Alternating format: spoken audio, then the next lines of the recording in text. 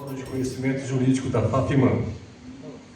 O Fórum de Conhecimento Jurídico é uma iniciativa acadêmica que reforça o compromisso da FAPIMAN com a excelência na formação dos futuros profissionais do direito. O evento promove um espaço dinâmico de debate, reflexão e atualização, reunindo estudantes, professores, pesquisadores e profissionais da área jurídica para discutir temas relevantes e contemporâneos. Mais do que um encontro acadêmico, o Fórum integra teoria e prática, permitindo que os participantes ampliem seus conhecimentos. Desenvolvam habilidades essenciais, como argumentação, oratória e pensamento crítico, e se mantenham atualizados frente às constantes mudanças da legislação e na jurisprudência. Além de incentivar a pesquisa e a produção científica, o Fórum fortalece a interação entre a instituição de ensino superior e a comunidade jurídica, aproximando alunos de juízes, advogados, promotores e demais operadores do direito, favorecendo o networking e o desenvolvimento profissional. Com essa iniciativa, a FAPIMAN reafirma seu papel como referência em educação jurídica, contribuindo para a formação de profissionais qualificados, éticos e preparados para os desafios do mercado e da sociedade. A comissão organizadora agradece a direção, professores, funcionários, diretório acadêmico e acadêmicos da FAPIMAN pela contribuição dada para que esse evento seja pleno de sucesso. Agradecemos aos nossos parceiros patrocinadores que contribuíram para a realização deste grande evento. Gostaria de convidar aqui à frente o Abel e a Ruana, que são nossos patrocinadores, para falar da sua empresa Prudential.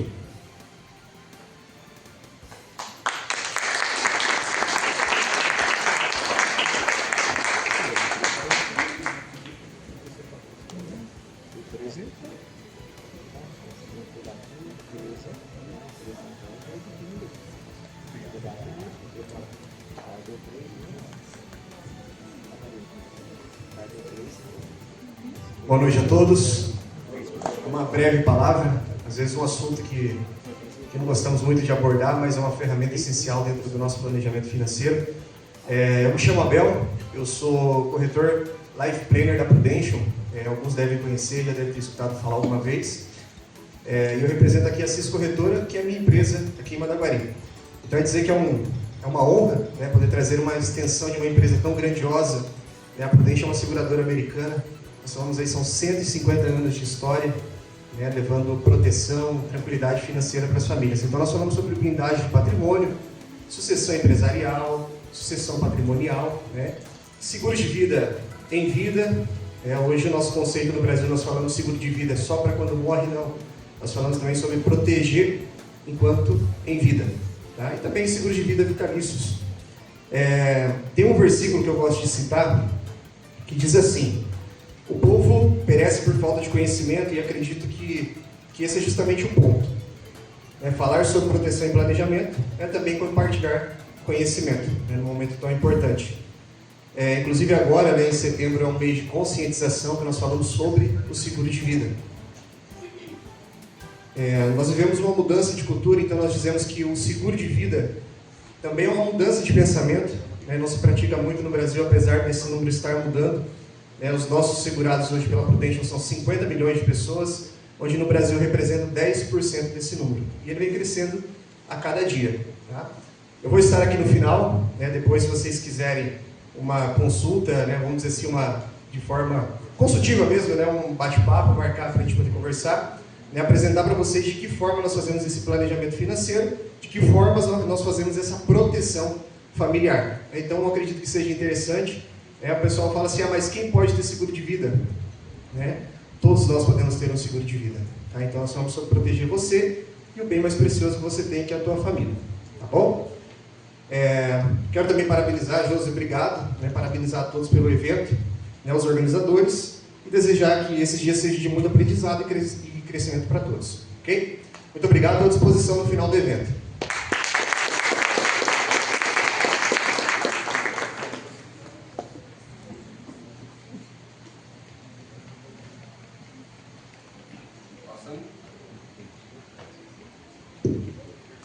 Passamos para o momento principal dessa noite. Para tanto, convido a doutora Thaís de Luca Lavorato para apresentar a palestra INSS 2025 na prática.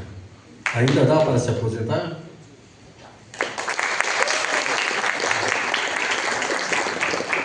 Doutora Thaís de Luca Lavorato, bacharel em Direito pela FAFIMAN, pós-graduando em Direito Previdenciário e Trabalhista pela FMP, Fundação Escola Superior do Ministério Público.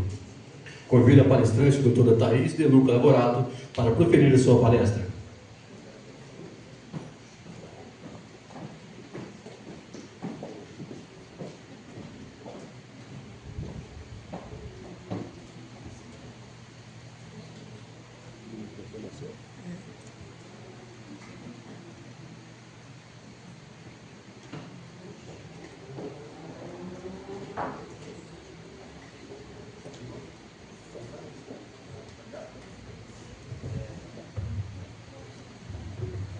Alô, boa noite.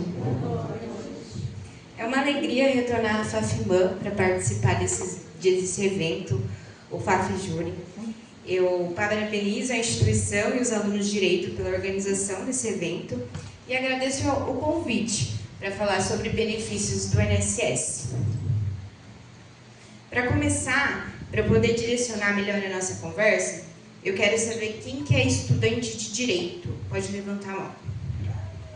Todos nós, né? Tem alguém aqui que já contribui para o INSS? Ninguém contribui para o INSS? Quem nunca contribuiu para o INSS? Nenhuma vez.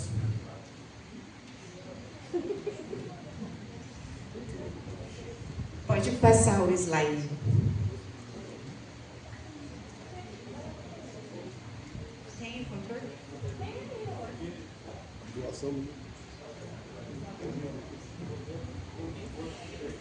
Meu nome é Thaís de Luca Lavorato, eu nasci em Managuari, em 1999. Eu sou filha da Gisele e do Claudinei, que sempre me apoiaram muito. Então aqui hoje, minha família sempre vem comigo em todos os lugares que eu vou. O meu primeiro trabalho foi na Caixa Econômica, foi quando eu descobri que eu não queria ser bancária e comecei pelo direito. Só abrir água, gente.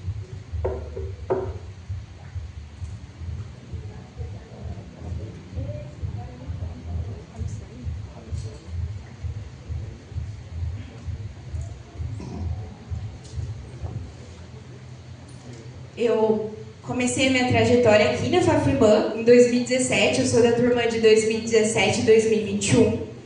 Em 2017, eu me enfiei no Juizado Especial de Mandaguari como voluntária, trabalhei 6 meses lá, foi muito bom para mim, a experiência. Em 2018, começou os primeiros casos do INSS, então eu estou aí com mais de 5 anos de atuação.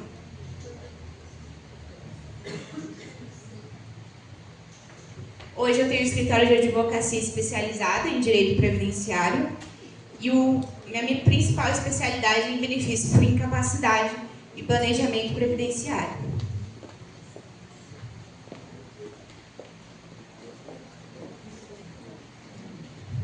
Antes de começar a falar do INSS, eu vou explicar para vocês quem pode contribuir para o INSS. Nós temos 2 categorias, o contribuinte obrigatório e o contribuinte facultativo. O contribuinte obrigatório, ele sempre exerce atividade remunerada. Então, ele trabalha. É o CLT, o MEI, o autônomo, o empresário, o agricultor. O facultativo, ele não tem renda. Então, ele pode pagar o INSS, mesmo sem oferir nenhuma renda, como estudante, a dona de casa e o desempregado.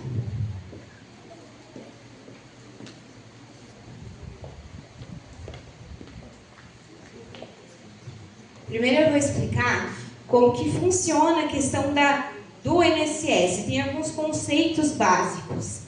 A gente descobriu quem que pode contribuir para o INSS. mas tem alguns requisitos que muita gente não sabe. O primeiro é a carência. A carência é o número mínimo de contribuições em dia que a gente precisa ter para ter um benefício previdenciário. A carência, ela precisa ser contribuição em dia. Muita gente paga o INSS, mas paga atrasado. Isso acaba não contando para a carência. A qualidade do segurado é estar pagando o INSS em dia, ou seja, dentro do período de graça, que o período de graça é quando a gente para de pagar o INSS, mas ainda a gente continua coberto pelo INSS por um tempo. Esse é o período de graça. Então, pagar o INSS em dia te dá direito aos benefícios.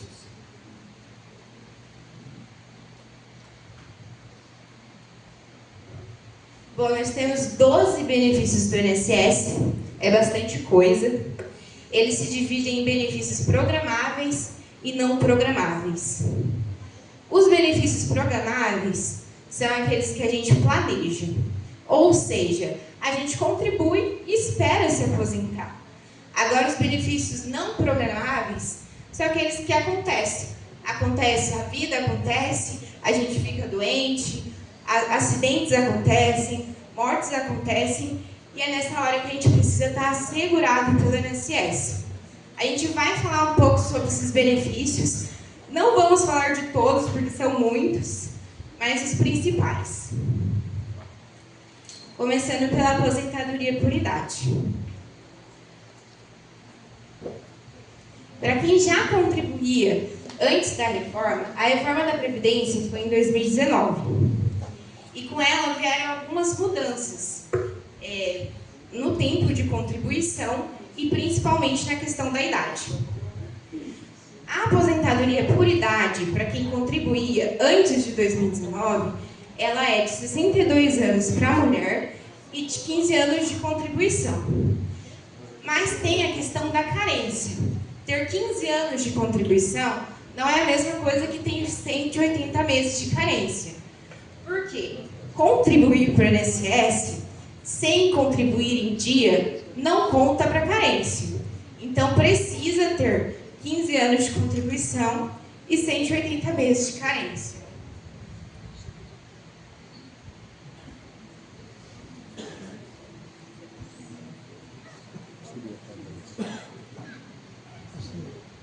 Já o homem continua com 65 anos de idade e 15 anos de contribuição. O que mudou também foi a forma de fazer o cálculo. O cálculo dessa aposentadoria, ela é feita uma média de todos os salários. E 60% dessa média, mais 2% por ano, que ultrapassar 15 anos para mulher e 20 anos para homem. A renda mensal inicial, ela é diferente da renda mensal atual. Muita gente diz que aposentou com 3 salários, aposentou com 4 salários e agora recebe muito menos do que valia o dinheiro na época.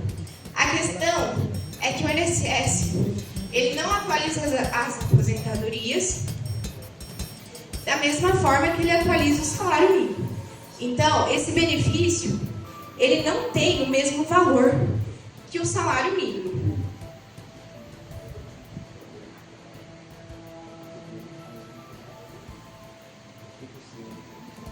Agora, para nós que começamos a contribuir depois de 2019, mudou um pouco.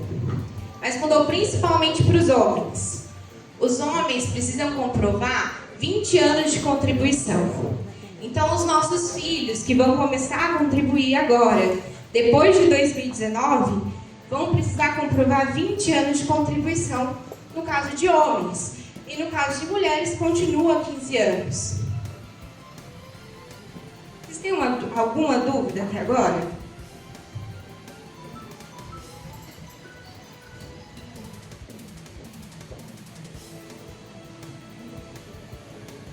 Bom, chegamos na aposentadoria por tempo.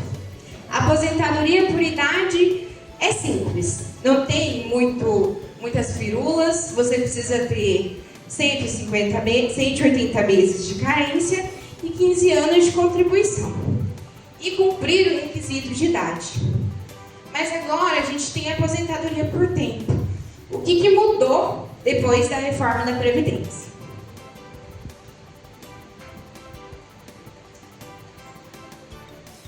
Antes da reforma da Previdência, a gente tinha os requisitos.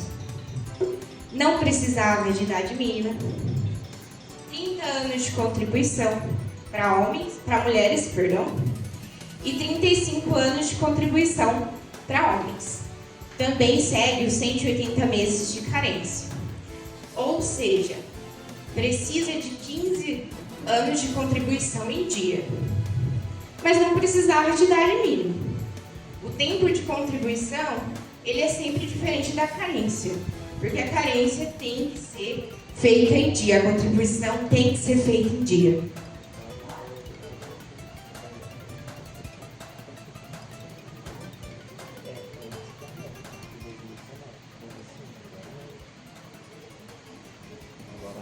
Então, quem esperava se aposentar por tempo? Porque se até 2019 precisava de 30 anos para mulher e de 35 para homem, o que precisa agora? Para quem cumpriu o requisito até 11 de 2019, pode se aposentar pela regra antiga. Mas é muito difícil a gente ver pessoas que contribuíram a partir de 1994 até agora com 30 a 35 anos de contribuição. Então, por isso, muita gente fala que trabalhou na roça, cresceu na roça, que trabalhou com insalubridade, e tudo isso pode aumentar o tempo de contribuição e ajudar a aposentar antes de 2019. Perdão, até 2019.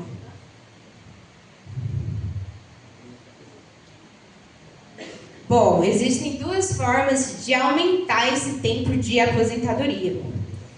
A verbação de rural e a verbação de especial.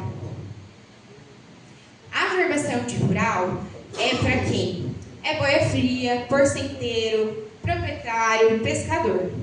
Ela pode ser feita na aposentadoria por tempo de contribuição até 1991. Depois de 1991, esse tempo, mesmo que a pessoa tenha trabalhado na roça, não pode ser averbado sem o recolhimento. Então, precisa ser provado o rural e precisa ser recolhido depois de 91. O tempo especial é de agentes nocivos, como quem trabalha em hospital, quem trabalha em indústria, quem trabalha com eletricidade. E esse tempo ele só pode ser convertido até 2019, porque com a reforma da Previdência, esse tempo também acabou.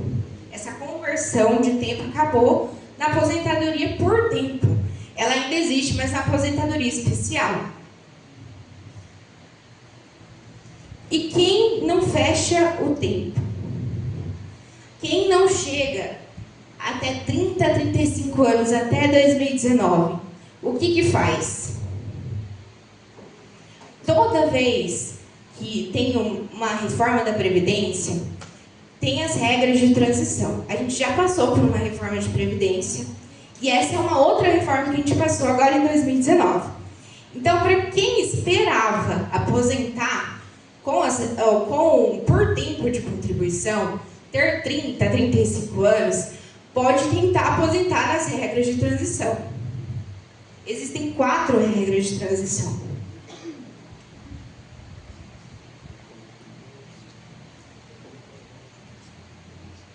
Tem a regra de transição de pontos e a de idade progressiva. Os pontos soma-se a idade e o tempo de contribuição.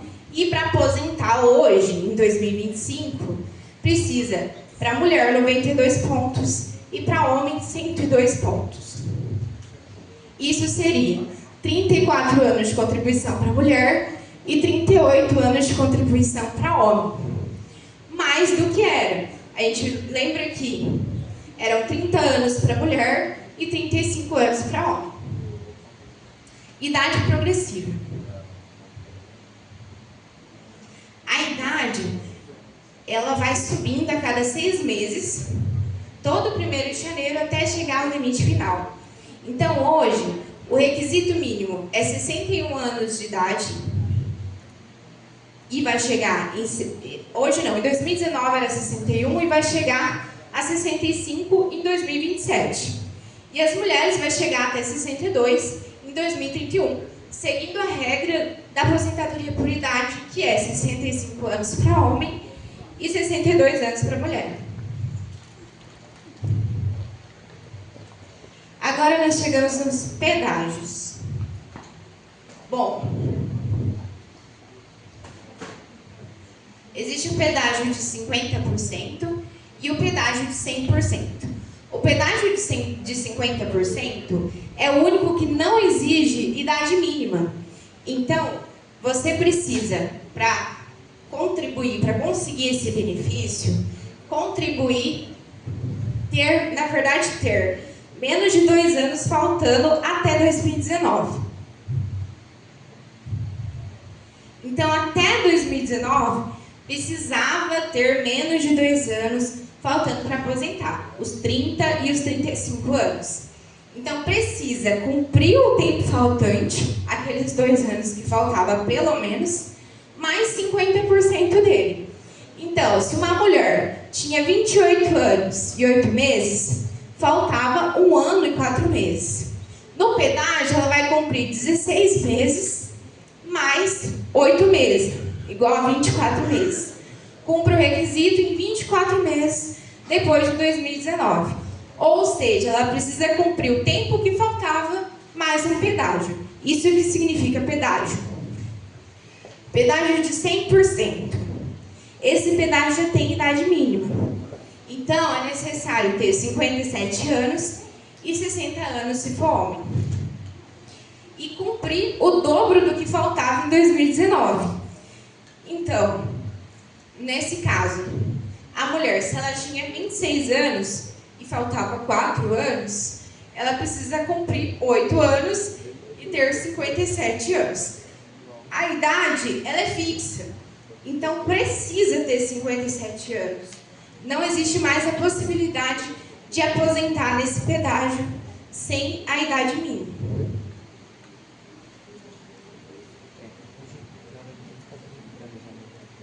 Bom, nós vimos 4 regras de transição que passaram depois da Previdência e são as formas de se aposentar ainda por tempo de contribuição.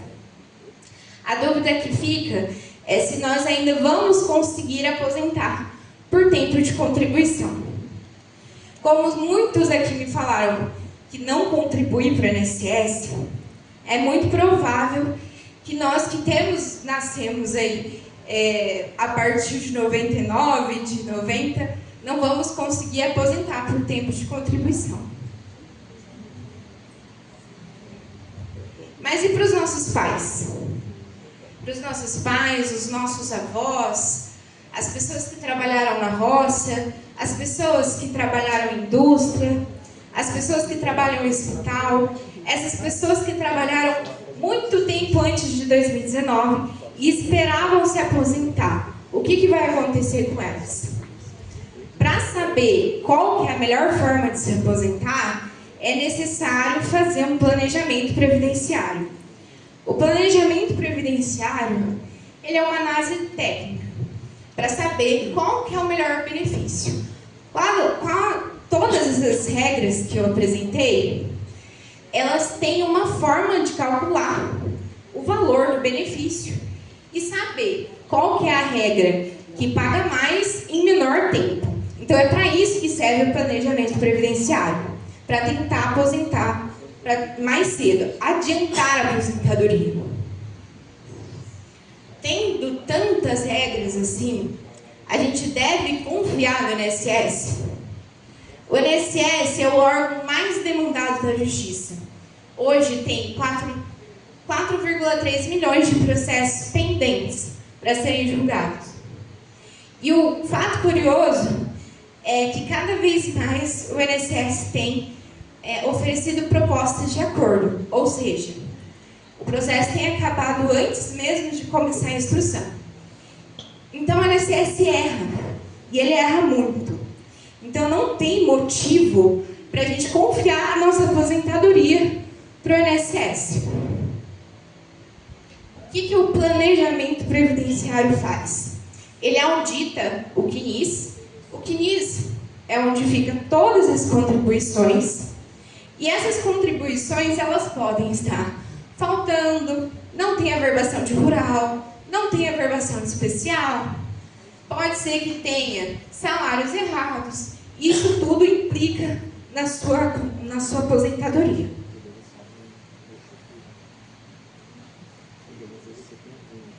Uma coisa também que o planejamento previdenciário faz é a questão de saber quanto pagar, saber com quanto tempo pagar e qual que é o retorno que isso vai voltar.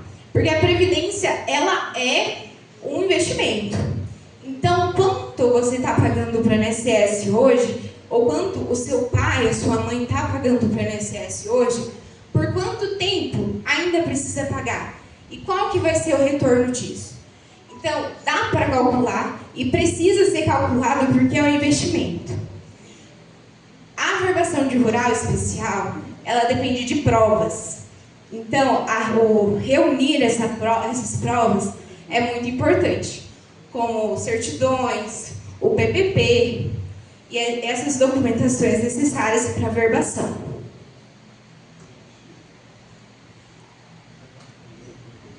Tem alguma dúvida, gente?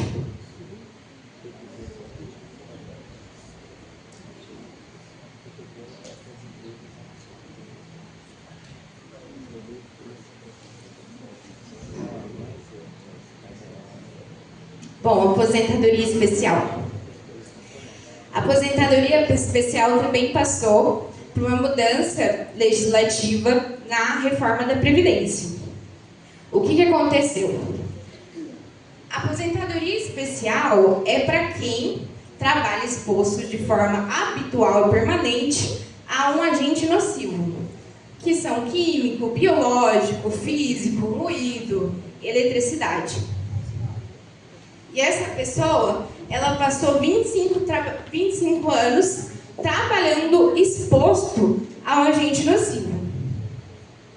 Antes da reforma, só precisava disso. Trabalhar 25 anos exposto a agente nocivo e se aposentava com 100% do valor do benefício. Depois da reforma, esses foram os mais prejudicados, porque além da exposição de 25 anos, precisa de 60 anos de idade.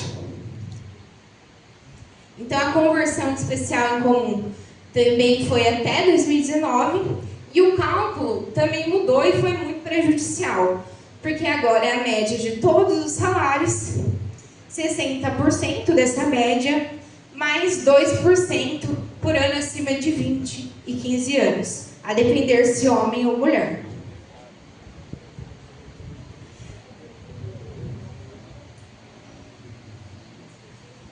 Exemplos dessas profissões são médicos, enfermeiros, frentistas, soldadores, radiologistas, pintores industriais. Então, antes da reforma, isso não era um requisito, e agora é.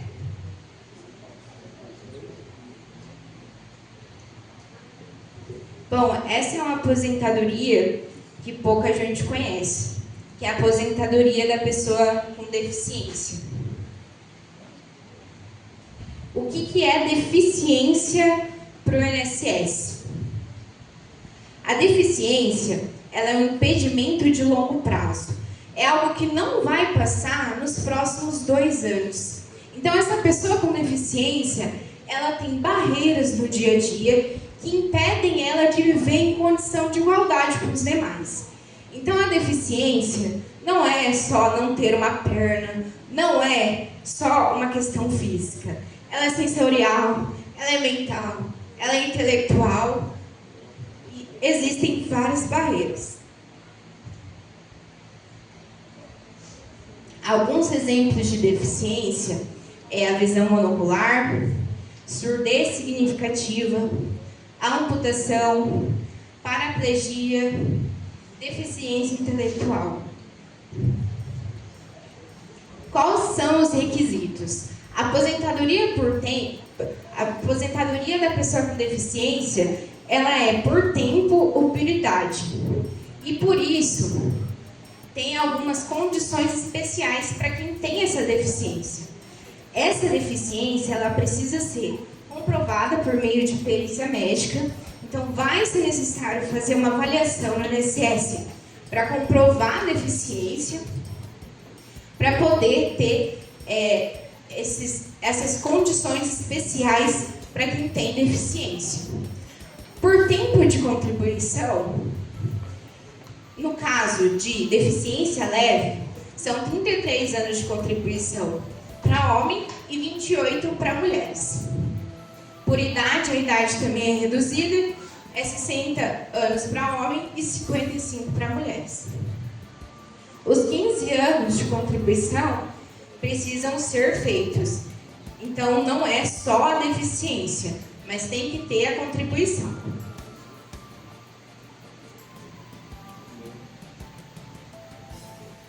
Bom, nós chegamos nos benefícios por incapacidade, que esse é o benefício que eu mais trabalho, o benefício que é mais concedido pelo INSS e que hoje a situação que a gente vive, isso vem acontecendo cada vez mais.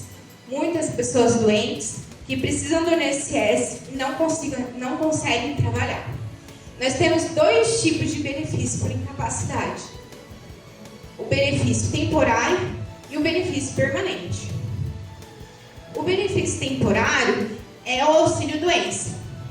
E o benefício permanente é a aposentadoria por invalidez.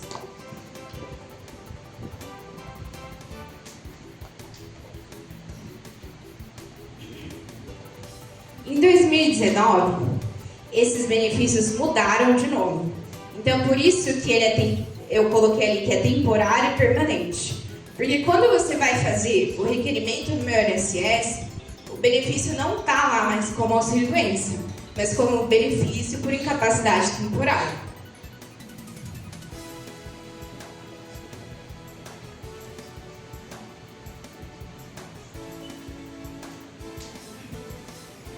Para pedir um benefício de incapacidade temporária, a pessoa precisa estar afastada do trabalho há pelo menos 15 dias, se for CLT, se for empregada.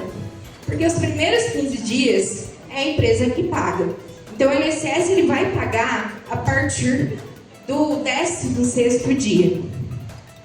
Já para quem é contribuinte individual, não precisa esperar 15 dias. Quais que são os requisitos desse benefício?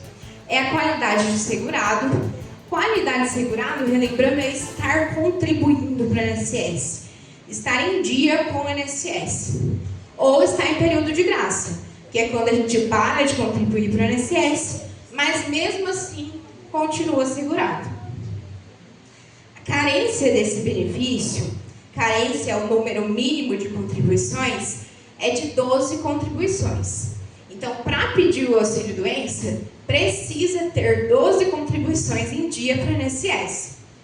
Em caso de acidente, é dispensado a carência, ou seja, as 12 contribuições. Mas a qualidade do segurado, que é estar contribuindo ou em período de graça, ela é um requisito, mesmo em caso de acidente. A duração do benefício é até alta. Então, o benefício de auxílio-doença, ele sempre vai ter uma cessação. Então, ele tem um período até a pessoa se recuperar ou ele é transformado numa aposentadoria por invalidez. A questão do auxílio-doença e da aposentadoria por invalidez é que não trata do CID. Não é a questão de doença, não é qual CID a pessoa tem, mas sem capacidade para o trabalho. Então, a profissão da pessoa é muito importante para a concessão desse benefício, porque ela precisa provar que ela não consegue trabalhar na atividade habitual dela. Agora, a aposentadoria permanente é quando a pessoa não consegue trabalhar nem na atividade habitual e nem em outra atividade.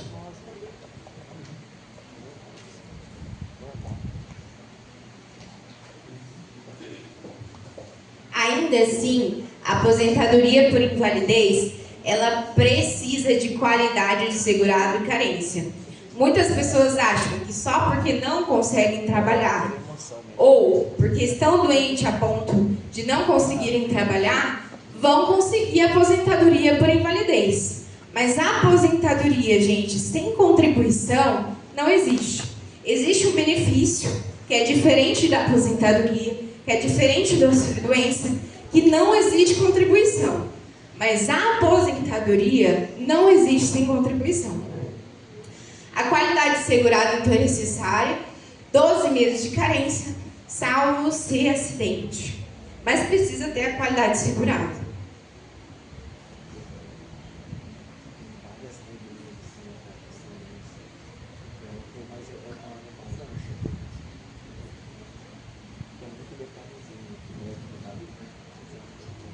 Auxílio acidente.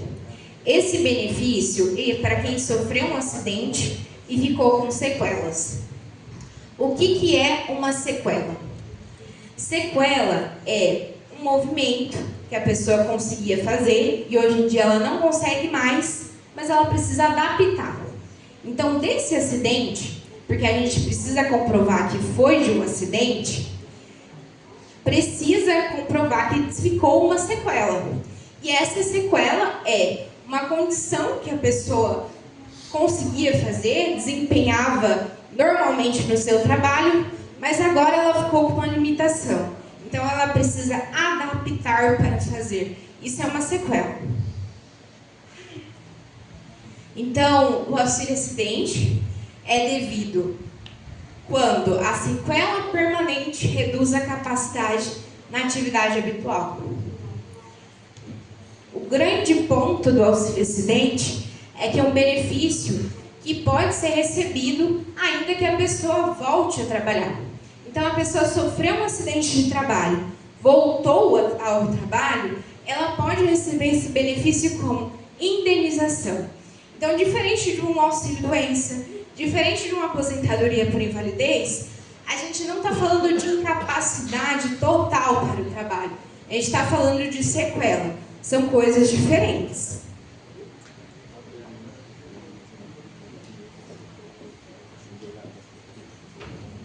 Quem pode pedir o auxílio acidente? Diferente dos outros benefícios, tem segurados específicos que podem pedir esse benefício.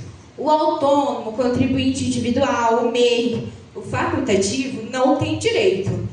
É o CLT e o trabalhador rural que vai ter direito ao benefício de auxílio acidente.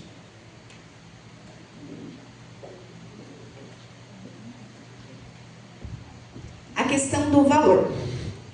O benefício de auxílio acidente, ele é metade do salário de benefício. Não metade de um salário mínimo, mas é feito o cálculo e vê qual que é o salário de benefício, que é uma média de todas as contribuições, e faz-se 50% desse valor.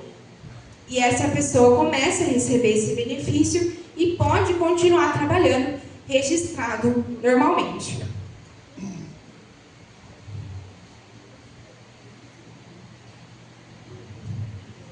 Nós chegamos então no BPC, que é um benefício assistencial. Diferente de todos os benefícios que a gente comentou agora, ele é um benefício que não precisa contribuir para a Previdência. Então, esse benefício, ele é um benefício pago pelo governo, de forma assistencial, de um salário mínimo. Não é aposentadoria, não recebe 13º, não gera pensão. É para quem não contribui para o INSS. Quem pode receber o BPC? A coisa mais importante do BPC, o requisito mais importante, é a miserabilidade. O que é miserabilidade conforme a lei? A gente precisa comprovar que essa pessoa, ela tem 1/4 do salário mínimo por pessoa na casa. Então, existe um grupo familiar pessoas que moram com essa pessoa, que tem ou a deficiência, ou é um idoso, e a renda familiar por pessoa da casa não pode ultrapassar R$ 379 por pessoa. Então, é um benefício para uma pessoa que está numa situação de extrema vulnerabilidade, que tem a miserabilidade e precisa dessa ajuda. Então, esse é um requisito formal e precisa ser cumprido no INSS. Ele pode ser relativizado? Pode na justiça, desde que a gente consiga comprovar que os gastos superam a renda que a família tem, para chegarmos aí no valor de R$ 379,50 por pessoa. Então, o idoso, qual que são os requisitos? Está inscrito no CadÚnico, ter 65 anos e a renda familiar per capita significa por pessoa, de 1/4 do salário mínimo. No caso da pessoa com deficiência, a diferença é que precisa se comprovar a deficiência. E a deficiência é o que a gente estava comentando. Impedimento de longo prazo, que não vai passar nos próximos 2 anos. É físico, é mental, é intelectual, sensorial e impede de viver em condições de igualdade com os demais. Para esse benefício, é necessário passar por uma perícia médica e uma avaliação social com assistente social. Vai ser preenchido um formulário pelo INSS, que é um sistema de pontos, e por esse laudo vai ser definido se a pessoa se enquadra para o BPC ou não. Alguma dúvida? Eu tenho. Só Pode que falar. na parte de aposentadoria especial, pode ser? Pode falar. Se a pessoa trabalhou como marceneiro durante muitos anos numa marcenaria, essa marcenaria não existe mais hoje atualmente. Se o juiz ele aceita um laudo não contemporâneo, se ele aceita um laudo por similaridade a outra marcenaria, por exemplo, né, para a gente avaliar lá o ruído, poeira, é aceito pelo juiz um laudo por similaridade? Depende do juiz. Então, depende aonde você vai entrar com esse processo, mas a gente produz essa prova no processo. Então, você vai encontrar esse laudo, né, que tem a similaridade, então, que tem as mesmas características, que seja parecido com o que a pessoa trabalhou, e vai apresentar isso em juízo pedindo a prova por similaridade. Mas tem que comprovar que a empresa está fechada, que não existe possibilidade de entrar em contrato com a empresa. Não tem nenhum contador da empresa que possa emitir esse laudo. Então, dá para tentar fazer isso sim. Outra dúvida. Pode falar. A partir de 2023, salvo engano, não existe mais um PPP físico, agora é tudo no e-social, ou ainda o PPP é físico? As empresas estão emitindo PPP físico ainda, mas é feito pelo sistema do meu INSS. Então, é feito pelo e-social, na verdade, né? Lá pelo sistema do meu INSS, a gente já consegue consultar os PPPs. Um caso, uma pessoa passou por um procedimento cirúrgico, ficou um longo período em afastamento por INSS, com vários atestados medicados, e quando termina-se, o INSS decide não renovar mais os pagamentos, né? A pessoa simplesmente não vai mais atrás de ficar implorando o benefício do INSS e sai do trabalho justamente por não ter um setor que realoque essa pessoa. Ele mesmo, o paciente, né?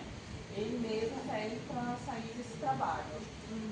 Qual que seria o tipo de auxílio que Porque ela saiu do trabalho, continua incapaz, mas quando a gente para de contribuir, a gente tem o período de graça. O período de graça ele pode ser de até 36 meses. Então, o mínimo, nos casos de quem é CLT, empregado, é 12 meses. Se ela receber o seguro-desemprego, prorroga para mais 12 meses. que são 24 meses. Então, vê com ela. Se ela realmente não consegue trabalhar, conversa com o médico e tenta pedir um benefício de novo. Eu vou abrir no final, tá? Vou continuar. Tá, então o BPC LOAS para quem não contribui para o INSS. Bom, esse é o último tema, é uma novidade legislativa, que é o salário maternidade. O salário maternidade teve uma mudança recente que fez muita diferença para as grávidas. Por quê? Antes desse entendimento do STF, as grávidas precisavam ter 10 meses de contribuição para o INSS. Então, antes do nascimento do bebê, tinha que ter 10 meses de contribuição. Isso se fosse contribuinte individual, MEI, facultativa, segurado especial. Só que, se a segurada fosse empregada, ela não precisava de 10 contribuições. Ela precisava apenas de qualidade de segurado, quer ter contribuído para o INSS, e se ela fosse mandada embora depois, ela teria ali o período de graça, que é o que eu acabei de explicar. Então, era injusto com as outras seguradas, outros tipos de grávida que contribuíam para o INSS e tinham que pagar 10 meses. Então, o INSS foi lá e regularizou isso. Hoje, como que funciona?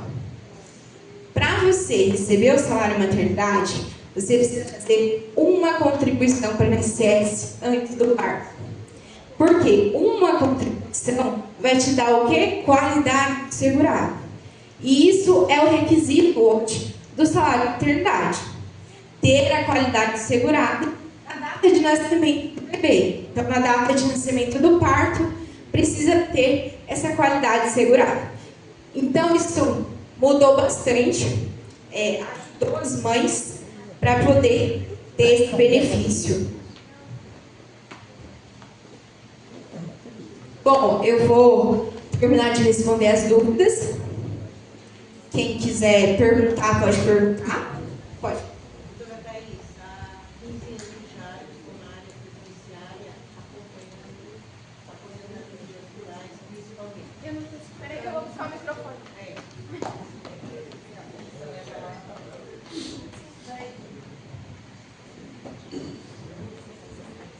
Eu, um assistente dessas, ninguém quer. Doutora Thaís, sou Nilma, né, estudante de Direito da UniCB Maringá e fui aqui também da FAFIMAN em outras áreas. Então, eu estou na previdenciária trabalhista há mais de 15 anos. E uma das mudanças da Lei 1311/2019 vem afetando muito a zona rural, onde o segurador rural ele perde a seguridade quando ele migra, quando a subsistência dele não dá mais para o familiar, ele deixa de ser rural e ele passa a ser trabalhador com carteira assinada CLT. Só que diz para ele que ele deixa dos 55 anos mulher, 60 homem, e quando ele vai para a CLT, registro em carteira, ele vai para os 65 anos com 35 anos de trabalho. Mas em casos que ele tem a contribuição rural, ele é rural, ele tem a contribuição por notas, ele tem também o tempo em carteira. Então ele fecha todos os pré-requisitos, mas da idade dele não fecha os 60. E aí, bora. Então, eu nas palestras, nas conversas que eu tenho na zona rural, é o seguinte: esse trabalhador, ele já tem a contribuição dele rural pelas notas. E ele é um custo de R$525 de custo. Então, uma das perguntas dele é: eu deixar de contribuir, eu voltar para o contrato com o meu patrão, onde ele passa a contribuir por nota, né? Já tem atingido o tempo, falta só fechar 7 anos, 6 anos de idade, e aí ele tem esse subsídio que ele paga no salário dele para subsistência familiar. Beleza? Então nós temos no Paraná Dos 399 municípios, mais de 100 que optaram pelo fundo próprio do município. Esses não levaram o golpe de 6 bilhões, de 600 milhões, onde agora o governo tramita e corre atrás para ver o prejuízo. E aí pede para nós, trabalhadores, que era 65 anos por idade, para parar de trabalhar e joga mais 10 anos onde ele está lá com a sua bengalinha, pagando para o INSS, que passa a ser agora uma instituição falida, que o trabalhador ele pode optar por uma carteira de poupança, onde ele joga 11% de um salário mínimo, onde ele pode jogar 17%, e quando ele precisar, ele pode ir naquele banco que ele tem confiança, porque o INSS não é mais confiável, porque esse golpe continua acontecendo. Então vamos pensar nos nossos avós, vamos pensar nos nossos pais, vamos pensar naquele trabalhador rural, que ele põe a comida na nossa mesa, que ele tem as 3 vencidas, pagas, muito bem pagas, nas 3 categorias, né, de trabalho, mas ele não tem idade. Eu quero ver o que o governo vai fazer agora. Obrigada, se puder me esclarecer e acalmar a minha angústia nesse atendimento na ruralidade e no que espera cada trabalhador brasileiro. Obrigada. Bom, a questão de aposentadoria rural e aposentadoria híbrida, tá? Uma pergunta que eu preciso saber é, nessa carteira de trabalho, nesse registro, foi só como rural ou teve atividade urbana? Teve urbana, tá.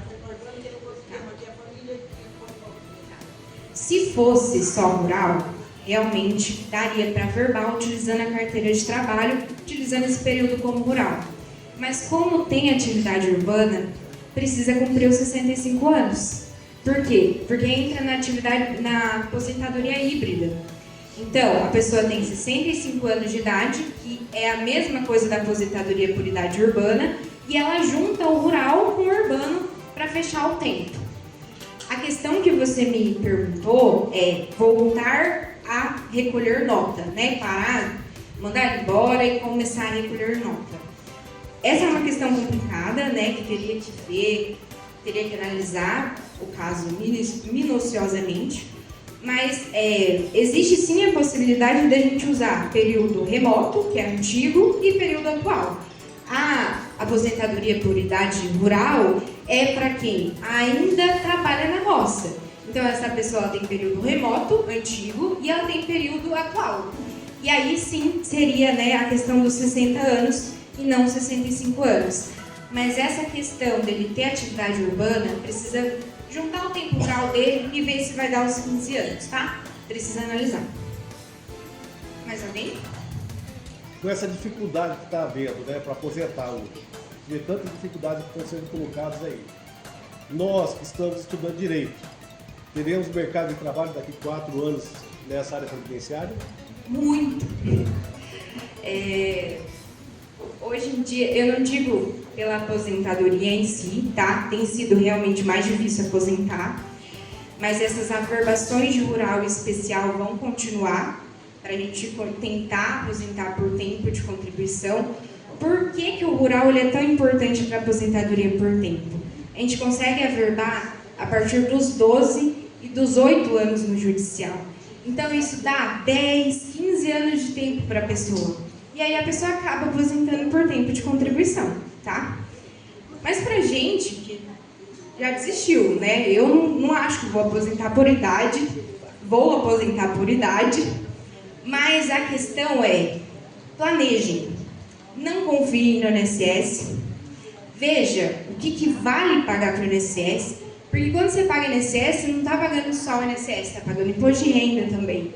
Então, quanto você está gastando para contribuir para o INSS e quanto que isso vai te dar de retorno no final, tá? Então, planeje a aposentadoria. Porque senão a gente deixa...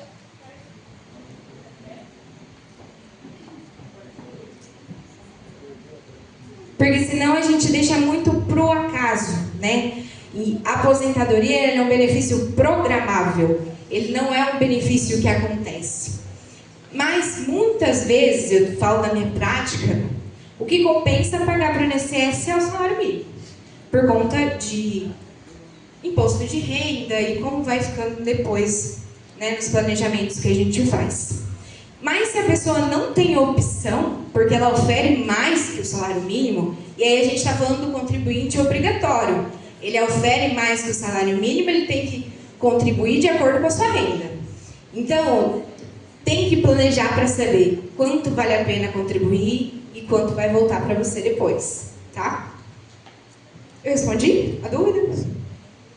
Tem mais alguma dúvida? A questão do INSS é que, mesmo assim, vocês falam, mas não vale a pena pagar o INSS. Mas e o dia de amanhã, né? No escritório a gente vê muito essa questão de pessoas que não sabiam que ia ficar doente. Não tem como prever. Não tem como prever que a gente não vai conseguir trabalhar, né? Então, é um seguro. Confiar só no INSS é seguro? Eu digo que não. Trabalhando com o INSS, eu digo que confiar só no INSS não é seguro. Se planeje, tenha outras fontes. Mas o INSS é o obrigatório. A gente precisa pagar e faz diferença, mesmo que seja um salário mínimo. Para quem precisa, faz diferença. Certo? Mais alguma dúvida? Além do auxílio maternidade, na Lei 8.213 também tem um auxílio natalidade, que é pelo nascimento do bebê. Na década de 90, até 2000 mais ou menos, a mídia ainda induzia as mães, esclarecia para as mães que quando ela fizesse a solicitação, quando é funcionário público, municipal, estadual, federal, já cai em conta automaticamente. Quando não, eles têm que ser solicitados, que é federal, né? Federal, tem que ser solicitado junto com o auxílio natalidade. O INSS, de 90 para cá, ele não dá mais nem aparece na nomenclatura do INSS esse direito, que é pelo nascimento do bebê, é o salário mínimo dele, o direito da criança. A senhora tem alguma coisa para acrescentar nesse sentido? Não sei se realmente não existe mais, tá? Mas eu não tenho conhecimento desse salário maternidade, do pagamento dele atualmente.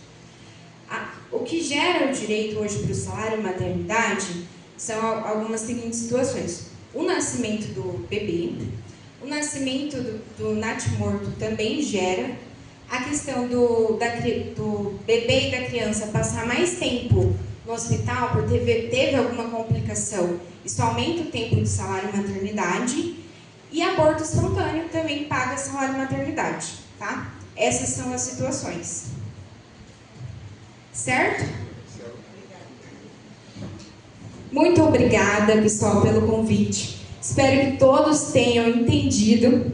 Eu sei que é um pouco complicado, muita coisa para falar, são muitos benefícios. Aqui estão as minhas redes sociais, para quem quiser acompanhar, eu falo sobre benefícios do INSS lá.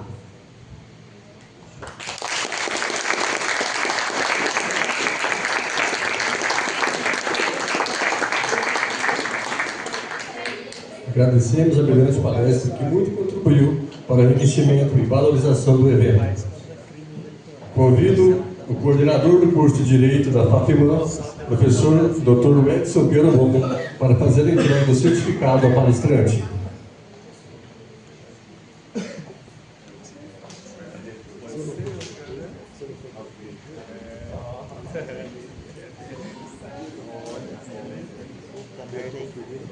Mas se puder, escapando da aula se você for uma ordem. Não, escapando. Não escapou.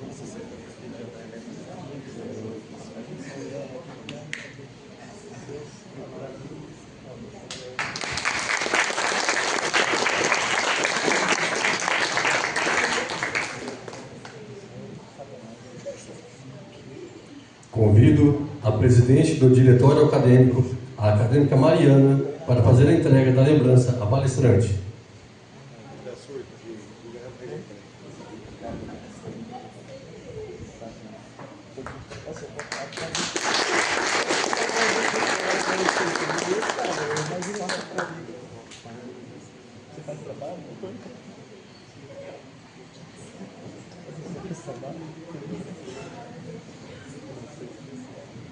Então vamos fazer um sorteio novamente, no mesmo sistema de ontem, números de 1 a 100. Por favor, o Perogon, o número de 1 a 100. 37. Não, você não, não é. Não, dessa vez. Que número não foi? Alguém? Outro, por favor. 18. Ah, não. É Xuxa isso aí. É Xuxa, é Xuxa. É Xuxa. É Xuxa. Ah, José, aí não.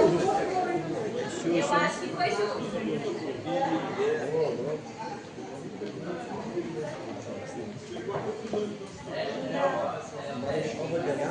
Xavier, por favor, o número. 21. Bati.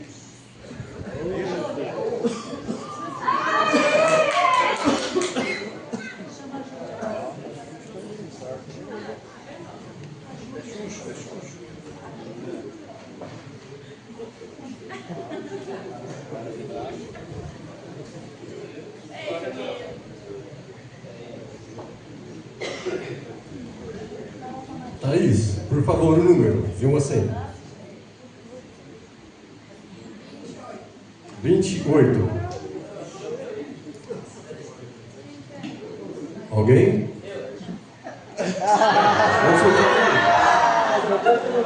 Quem tirou foto do fotógrafo agora? É Xuxa. Cultura higiene grande da família. Ah, tira foto de mim. Vai seguir. Deixa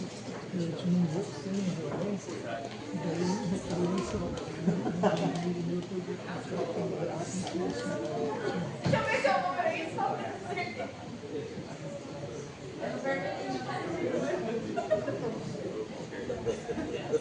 O marido é muito alto, ela deixa ele tudo baixo. 5 horas.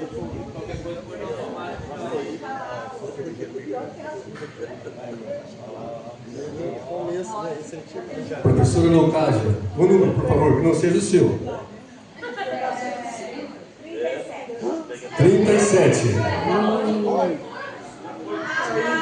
Vamos fechar de novo.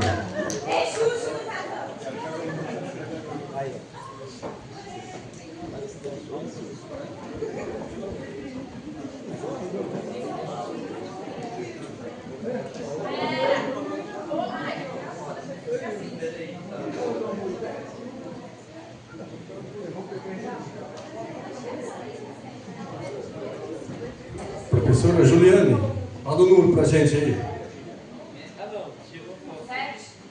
07.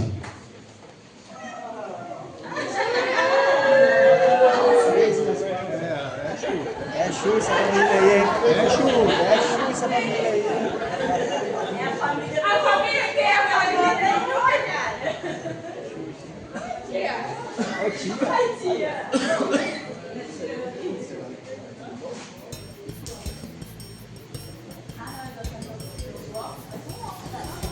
Professor Edson, por favor, outro número. 12.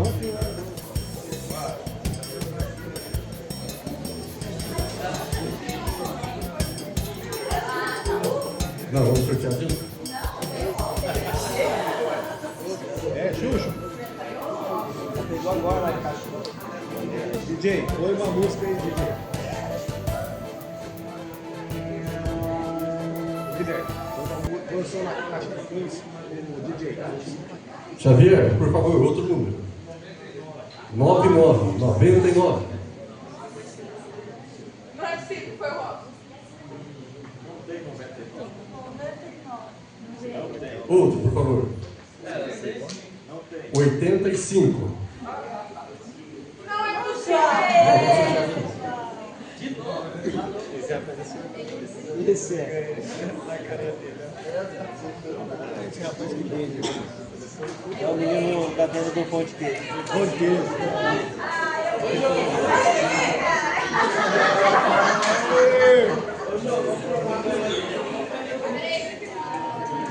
Vende pão de queijo aí.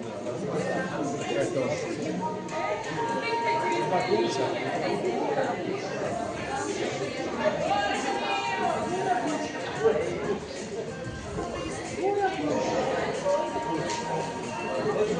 Professor Lucásia, por favor, o número. 51.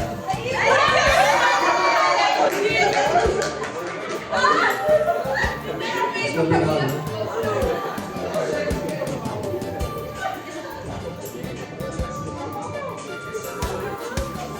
Lá, 34, pessoal.